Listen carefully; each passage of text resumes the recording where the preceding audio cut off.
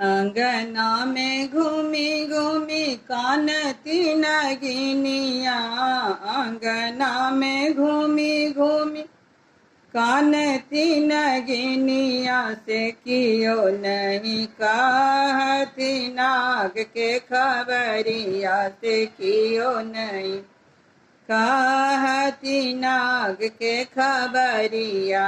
घर से बाहर बेली पवनाई तीन सुहावे, घर से बाहर भेली पवनाई तीन सुहावे, से हम कहब हे नागिन नाग के खबरिया, से हम कहब हे नागिन नाग के खबरिया।